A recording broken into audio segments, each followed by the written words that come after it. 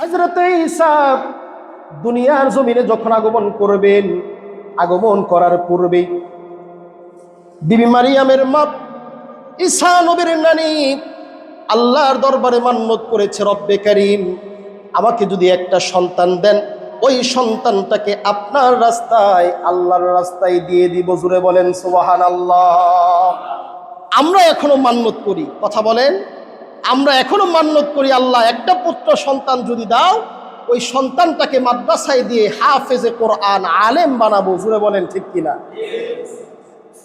একইভাবে মারিয়ামের মা আল্লাহর দরবারে দোয়া করলেন, রব্বে কারীম যদি সন্তান দেন, আপনার রাস্তায় তাকে দিয়ে দিব। বিবি মারিয়াম আগমন করলেন, হযরত জাকারিয়া আলাইহিস সালামের কাছে দিয়ে আসা হলো। এক ঘরের মধ্যে থাকে, আস্তে আস্তে বড় হয়, আল্লাহর তাসবিহ তাহলিল গুলো পড়ে। বড় হওয়ার পরে হযরত জিবরাইল বিবি মারিয়ামের কাছে এসে বললেন, আল্লাহ রব্বুল আলামিন চায় আপনার মাধ্যমে দুনিয়ার জমিনে একজন নবীর আগমন ঘটাবেন। জুড়ে বলা যাবে কি মারহাবা? আপনার মাধ্যমে দুনিয়ার জমিনে একজন নবীর আগমন ঘটাবে। বিবি মারিয়াম বলে, কিভাবে সম্ভব? আমি তো এখনো পর্যন্ত আমার বিবাহ হয় নাই, কোনো পুরুষের সাথে আমার সংস্পর্শ আসে নাই। হযরত জিবরাইল বললেন, একজনের মাধ্যমে সম্ভব। জোরে বলেন তিনি কে? আরো জোরে বলতে হবে কে? আল্লাহ। আল্লাহর মাধ্যমে সম্ভব।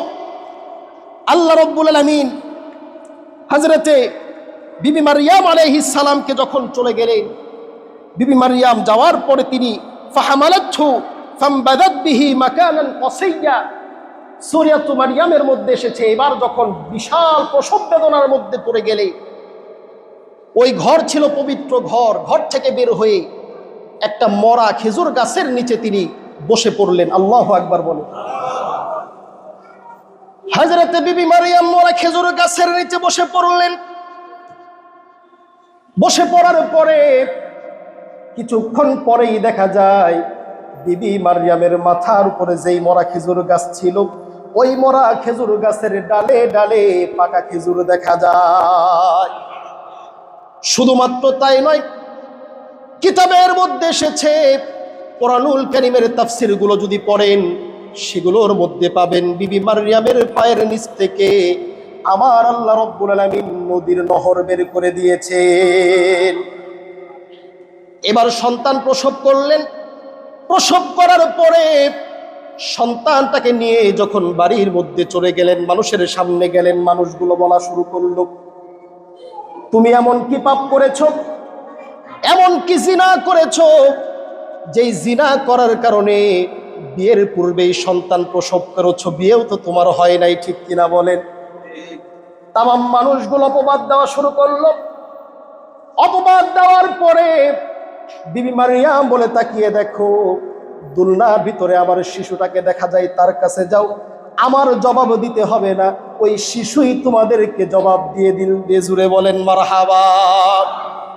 কোরআন যদি পড়েন, সূরাতু মারিয়াম 30 নম্বর আয়াতের মধ্যে আল্লাহ বলেন, এলাকার শহরের মানুষগুলো ওই শিশুর কাছে যখন গিয়েছে, শিশু এবার ডাক দিয়া বলে, ক্বালা ইন্নী আবুদুল্লাহ ওয়া আতানিল কিতাবা ওয়া জাআলানি নাবিয়্যা, আমি হচ্ছি আল্লাহর বান্দা। জোরে বলা যাবে কি সুবহানাল্লাহ?